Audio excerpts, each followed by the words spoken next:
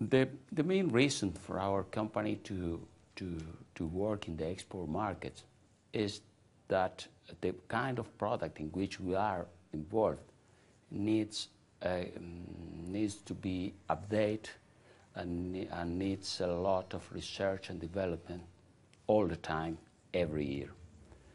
To afford that kind of research and development, you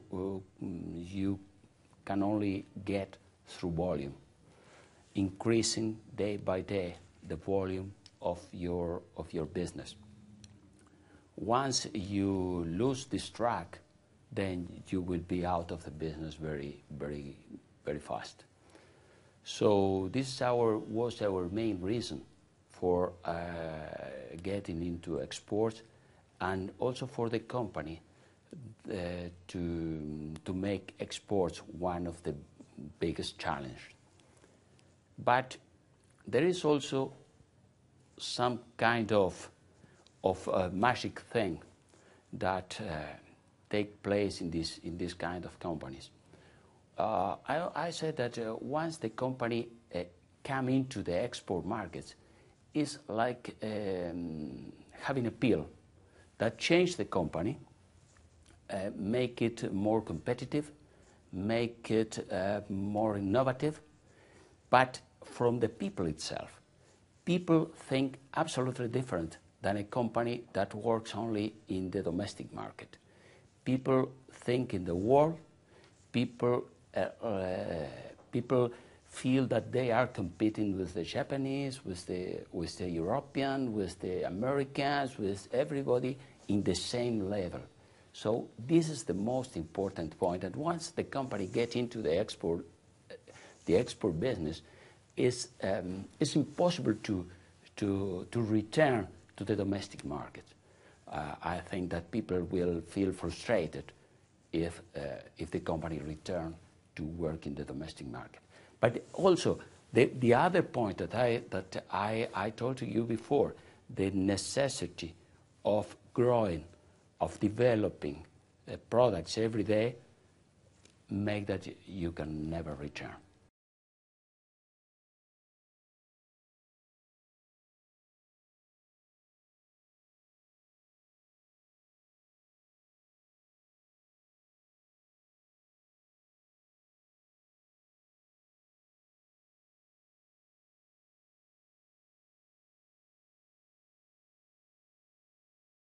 We have a website currently, and some brochures to that effect, but we want to build it over and above.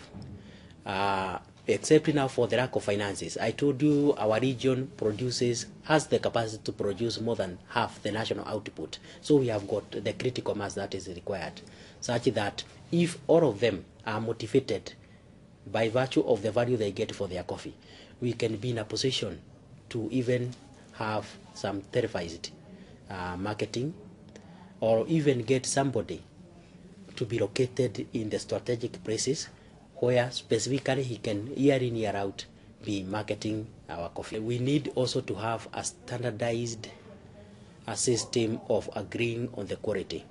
Currently we have got some people, they are being called quality graders, Q graders. The training, the college for training is in California. They are international graders. Kenyan, last year but one, I think around 14 were trained. But majority of them were commercial, for these commercial mirrors. But for us, we have started in a small way to get our own, some of our own, to be trained as Q graders. You see, that one will harmonize now the aspect of quality, such that you are professional in this field and I'm also a professional, so we shall be agreeing on a very fast basis. We are not yet known. We are not renowned on the other side. The people who have been dealing with our coffees are the ones who are known. So there is quite a hard time to make ourselves known. Notwithstanding, the very same coffees we are talking about is the one that the person they know just gets it from us. And that's why I said that aggressive marketing, even putting some agents, brochures, website, all the masses they are very critical for these other roasters or the consumers from the other end to know that this person is the owner of the very same coffee you are putting on your shelf. It's only that it has all along been brought to you by a different person. We realized coffee is indeed a gold. The other one is that we have been having an unfair deal as far as what we have been getting from the prices once it goes through these other auctions. And also we also realized, as the supplier, the people there from the consumption, at times they are also crying because of the high prices. But if we interact a one-to-one, like tourism, a tourism is one-to-one. If we interact, we can harmonize such that the common mwananchi, literally, we can also try to strike a balance and mitigate either from the consumption end. We can lower the prices from the consumption end and also raise the prices from the supply end, because we shall have removed some of all these middlemen, and both of us, the supplier, the consumer, we will operate optimally.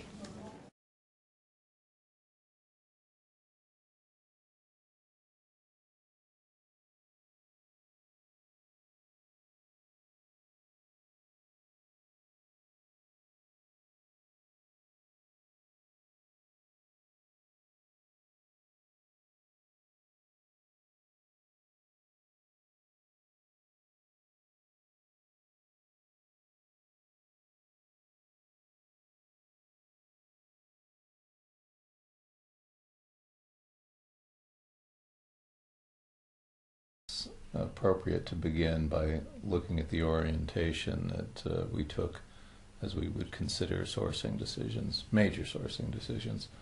We would consider the system and the total cost in action, if you will, throughout the entire supply chain. So this would involve the country and the situation, the buying situation, and all of the other factors associated with the supplier, the use, the future, and the uncertainties and variabilities. So we used a schema called TQRDCE, which is, I think all of us were grilled to say that, now let's think about, it's technology. So does the supplier have the technology, and will they have it moving forward? Q, the quality for the products that are needed. So is it up to this minimum acceptable standards, or is it a competitive advantage? The reliability around commitments. So do we feel that we could work well with them? Delivery performance, because poor delivery turns into cost for someone, and poor customer delivery. Cost, the fundamental price of buying the good or service.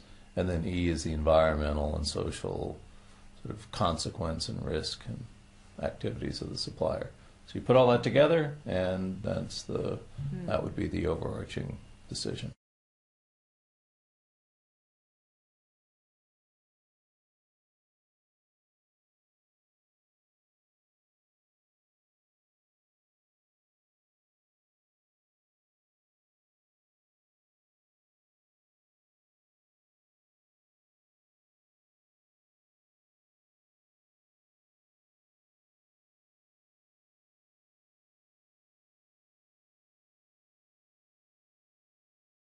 Cada empresa va definiendo su plan de negocios, digamos, a partir de sus propias necesidades y de las características de esto que exporta.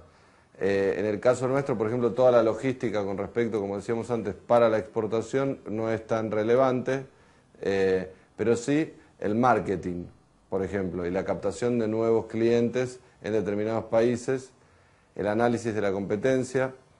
Entonces, se conforma un grupo de 3 especialistas. En nuestro caso hay una persona especialista, digamos, en comercio exterior, otra en marketing y otra que tiene que ver, sobre todo, con experto en la parte de derecho y de derechos de propiedad intelectual. Con ellos 3 tenemos reuniones en las cuales Después de varias reuniones logramos armar el FODA de la empresa, poder, digamos, hacer un análisis de la empresa en primera instancia. Luego definir un plan de negocios, cuál va a ser, digamos, el sector o hacia dónde nos vamos a dirigir con nuestras exportaciones, qué tipo de exportaciones vamos a priorizar.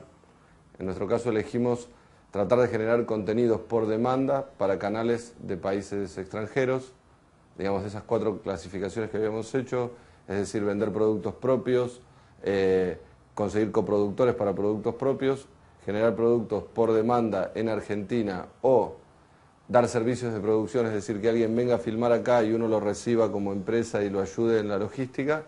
Elegimos la tercera categoría, que es generar contenidos para canales de afuera, y a partir de ahí estamos armando un análisis de la competencia, tratando de definir cuál va a ser nuestro mercado objetivo en una primera etapa, tratar de entender un poco digamos, cómo serían los pasos a seguir para captar nuevos clientes, es decir, la difusión en esos países, y a partir de ahí, bueno, comenzar a exportar o comenzar, digamos, directamente a exportar a fin de año. En un festival de cine al que accedimos con una película que ya teníamos hecha, conocimos gente de China y particularmente de Medio Oriente, y pudimos establecer unas relaciones que por ahora son por mail o por teléfono.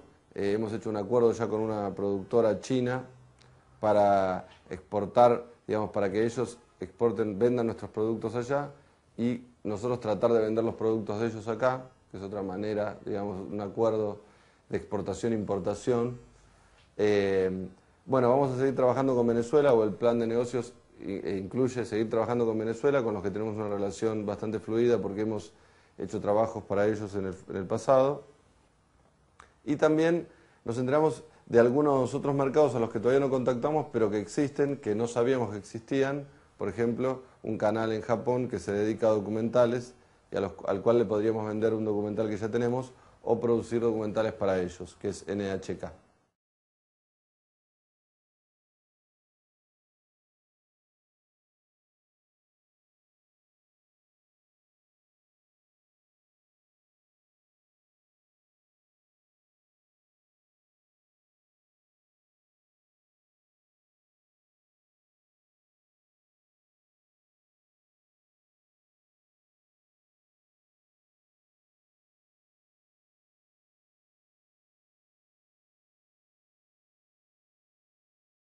Tuvimos que hacer mucha investigación de campo, más que utilizar investigaciones que ya estaban hechas, ¿no?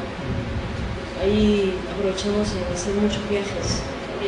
Aparte que es una pasión mía, a mí me gustan mucho los productos gourmet y yo aproveché todos mis viajes personales y siempre iba a un autoservicio y siempre entraba a la parte gourmet porque a mí me gustaba. Entonces poco a poco fui, sin hacer una investigación sistemática, lo fui haciendo, digamos, ¿no? Hasta que descubro que hay un nicho de estos productos gourmet que no está del todo atendido. Hay mucho producto artesanal que viene de Europa, pero de Sudamérica muy poco. Lo que viene es de Argentina, son patés, son productos, ¿no? Y de Chile son básicamente aceites. No había nada gourmet con productos nativos que saliera de ningún país hacia el mundo. Entonces nosotros lo que tratamos es de, digamos, reinventar un nicho de mercado, ver lo que el mundo hace para nosotros hacer lo que el mundo no está haciendo, ¿no? A partir de productos bandera peruanos, como por ejemplo el aceite de salsa inchi. Bueno, nosotros tenemos mucho palmito, nosotros tenemos un tapenade de alcachofas con palmito. La alcachofa se está convirtiendo en un producto de exportaciones muy fuertes. Tenemos tapenades de espárragos. Y bueno, así es como nosotros hemos venido desarrollando, ¿no? Es muy sofisticado ese nicho, pero es el que estamos trabajando en esa línea.